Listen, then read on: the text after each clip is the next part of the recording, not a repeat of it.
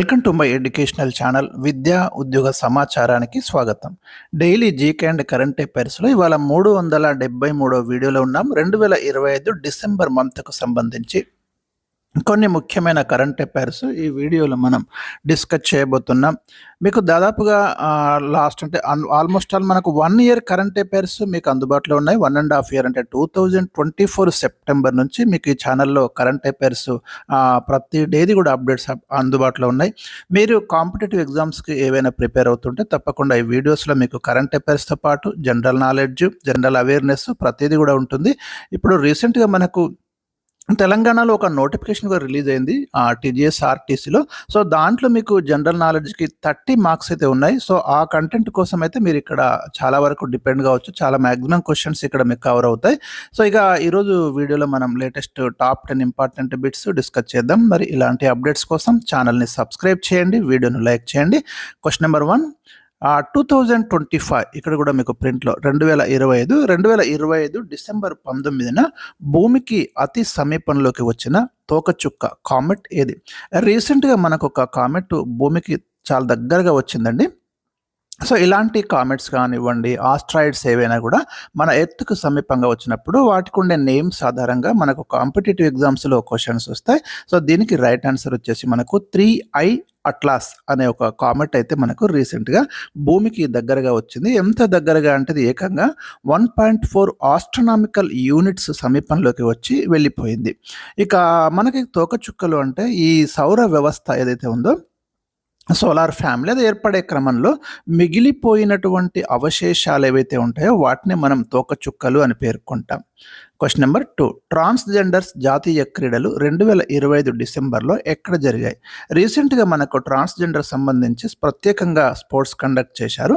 అవి మనకు ఛత్తీస్గఢ్లో జరిగాయండి 2025 డిసెంబర్ మంత్లో. సో ఎస్పెషల్లీ ఇట్లాంటి ఖచ్చితంగా మీకు గుర్తుపెట్టుకోండి.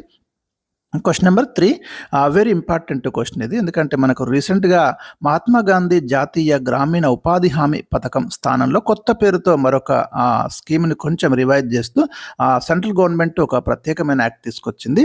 దాన్నే మనం Viksit Bharat guarantee for Rozgar and Ajeevika mission Gramin 2025 షార్ట్కట్లో విబిజి రామ్జీ పథకం అని పేర్కొంటున్నాం. ఈ పథకం ప్రకారం లబ్ధిదారు అంటే కొత్త చట్టంలో లబ్ధిదారు దరఖాస్తు చేసుకున్న ఎన్ని రోజుల్లోపు ఉపాధిని కల్పించాల్సి ఉంటుంది? ఖచ్చితంగా క్వశ్చన్స్ వస్తాయండి ఈ యాక్ట్ మీద.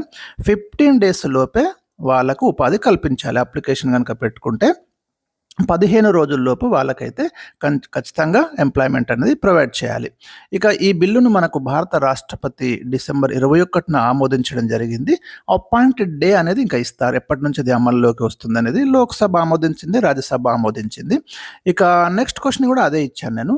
ఈ పథకంలో విబిజి రామ్జీ అనేది ఇంకా మీరు గుర్తుపెట్టుకోండి, ఉపాధి హామీ పథకంలో నిధుల వ్యయాలకు సంబంధించి కేంద్ర రాష్ట్ర ప్రభుత్వాల మధ్య నిష్పత్తి ఎంత? ఇది వెరీ ఇంపార్టెంట్ క్వశ్చన్ అండి.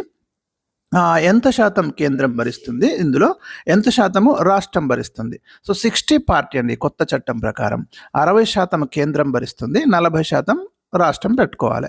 అంతకుముందు ఎట్లుండేది? ఇది 90-10 ఉండేది. సో ఇక్కడ మనకు ఈ మాడిఫికేషన్ అనేది వెరీ ఇంపార్టెంట్ మాడిఫికేషన్ జరిగింది. సో అది మీరు క్యాచ్ చేయండి. ఈశాన్య రాష్ట్రాలకు వచ్చేసరికి కండిషన్ వేరేగా ఉంది. అక్కడ మాత్రం 90-10 నిష్పత్తి, 90% కేంద్రం ఇస్తుంది, 10% ఆ స్టేట్ భరించాలి. అదే యూనియన్ టెరిటరీస్ ఉంటాయి కదా, కేంద్ర పాలిత ప్రాంతాలు, అక్కడ 100% కేంద్రమే భరిస్తుంది. రెండోది ఇంకొకటి ఏంటంటే ఇక్కడ ఈ వ్యవసాయ సీజన్ ఉంటుంది, క్రాప్ సీజన్లో విరామం ఇవ్వచ్చు ఈ ఉపాధి హామీకి. ఎందుకంటే కూలీల కొరత తలెత్తకుండా ఉండడానికి ఏడాదిలో గరిష్టంగా 60 రోజుల వరకు హాలిడే ప్రకటించే అధికారం ఎవరికి ఉంటుంది? ఆయా రాష్ట్ర ప్రభుత్వాలకు ఉంటుంది. సో ఇది గుర్తుంచుకోండి, ఈ 60 days కండిషన్. ఎందుకంటే ఆపొచ్చు, అక్కడ అప్పుడు పనులైతే ఆపొచ్చు. ఇక్కడ రోజు కూలి ₹240 మనకు చెప్పడం జరుగుతుంది. క్వశ్చన్ నెంబర్ 5, ప్రస్తుతం యూట్యూబ్ CEO ఎవరు? యూట్యూబ్ ఎంత పాపులరో మీకు తెలుసు. సో ముఖ్యమైనటువంటి కంపెనీస్, ఆర్గనైజేషన్స్ వాటికి ఉన్నటువంటి CEOస్ల మీద అప్డేటెడ్ ఇన్ఫర్మేషన్ మీ దగ్గర ఉండాలి. సో నీల్ మోహన్ అయితే ప్రజెంట్ యూట్యూబ్ యొక్క CEOగా ఉన్నారు. Question number 6, very important question అండి ఇది. మనకి నాణ్యమైన అల్లం ఉత్పత్తి చేయడంతో పాటు ప్రాసెసింగ్, మార్కెటింగ్లో అత్యున్నత ప్రమాణాలు సాధించిన ఏ రాష్ట్రాన్ని రీసెంట్గా నీతి ఆయోగ్ ఉంది కదా మనకు think tank, NITI Aayog ginger capital of ఇండియాగా ప్రకటించింది. మోస్ట్ ఇంపార్టెంట్ అండి, మిజోరాం రాష్ట్రాన్ని రీసెంట్గా నీతి ఆయోగ్ జింజర్ క్యాపిటల్ ఆఫ్ ఇండియాగా ప్రకటించింది. ఎందుకంటే అక్కడ అల్లం ఉత్పత్తికి సంబంధించి ప్రాసెసింగ్ కావచ్చు అన్నీ కూడా చాలా అడ్వాన్స్డ్గా ఉన్నాయనే ఉద్దేశంతో అక్కడ జింజర్ క్యాపిటల్ ఆఫ్ ఇండియాగా అనౌన్స్ చేయడం అనేది జరిగింది. క్వశ్చన్ నెంబర్ 7, ప్రపంచంలోనే అత్యధిక ఎత్తులో నిర్మించిన యుద్ధ స్మారకాన్ని రక్షణ మంత్రి రాజ్నాథ్ సింగ్ 2025 డిసెంబర్ 7న ఎక్కడ ఆవిష్కరించారు? ఒక యుద్ధ స్మారకాన్ని రీసెంట్గా ఆవిష్కరించారండి. 2025 డిసెంబర్ 7న గల్వాన్, లద్దాఖ్లోని షోక్ దౌలత్ బేగ్ ఓల్డీ మార్గంలో KM 120 పోస్టు వద్ద దీన్ని నిర్మించారు. ఎందుకంటే మన గల్వాన్ ఇన్సిడెంట్ జరిగింది కదా 2020 జూన్లో.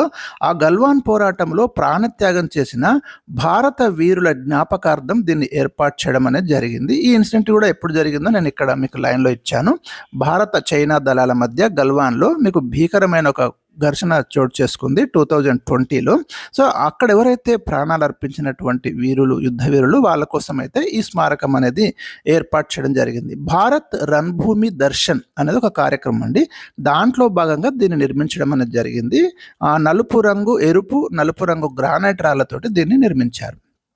క్వశ్చన్ నెంబర్ 8, ప్రముఖ దినపత్రిక ద ఎకనామిక్ టైమ్స్ ప్రతి సంవత్సరం అందించే business reformer of the year award కొరకు ఎవరు ఎంపికయ్యారు? సో ఇది కొంచెం మీరు గెట్ చేయడం కష్టం.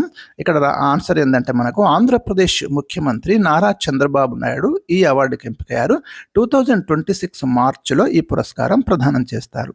క్వశ్చన్ నెంబర్ 9, ఆంధ్రప్రదేశ్లో వన్యప్రాణులు ప్రజల మధ్య సంఘర్షణ నియంత్రించడానికి ఏ ప్రాజెక్టును అమలు చేయాలని ఇటీవల ఆ రాష్ట్ర ప్రభుత్వం నిర్ణయించింది. ఏపీకి సంబంధించి చాలా ఖచ్చితంగా చదవాల్సిన బిట్ ఇది. హనుమాన్ అనే ప్రాజెక్ట్ తీసుకుంది. Healing and nurturing units for monitoring aid nursing of wild life అనే ప్రోగ్రామ్, దీని ఫుల్ ఫామ్ వచ్చేసి ఇదండి. సో ఇదైతే మనకు ఈ వన్యప్రాణుల ప్రొటెక్షన్ కోసం ఒక ప్రోగ్రామ్ అయితే తీసుకుంది. క్వశ్చన్ నెంబర్ 10, తెలంగాణ రాష్ట్ర హస్తకళల అభివృద్ధి సంస్థ లోగోగా రాష్ట్ర ప్రభుత్వం దేనిని ఎంపిక చేసింది? ఈ హస్తకళ హ్యాండీక్రాఫ్ట్స్ ఏదైతే ఉంటాయో వాటికి సంబంధించి తెలంగాణ రాష్ట్ర ప్రభుత్వం గోల్కొండను తెలంగాణ రాష్ట్ర హస్తకళల అభివృద్ధి సంస్థ లోగోగా తీసుకోవడం అనేది జరిగింది. సో ఇవి నేను ఈరోజు మీకు ఇచ్చినటువంటి చాలా ముఖ్యమైన కరెంట్ అఫైర్స్ బిట్స్ అండి. సో మీకు ఎవ్రీడే అప్డేటెడ్ ఇన్ఫర్మేషన్ అయితే ఖచ్చితంగా మ్యాక్సిమం కరెంట్ అఫైర్స్ అన్ని ఇయర్ మొత్తం ఉన్నాయి మీకు ఇక్కడ. సో మీరు ఏ కాంపిటేటివ్ ఎగ్జామ్స్కు ప్రిపేర్ అయినా తప్పకుండా చూసుకోవచ్చు. Thank you for watching.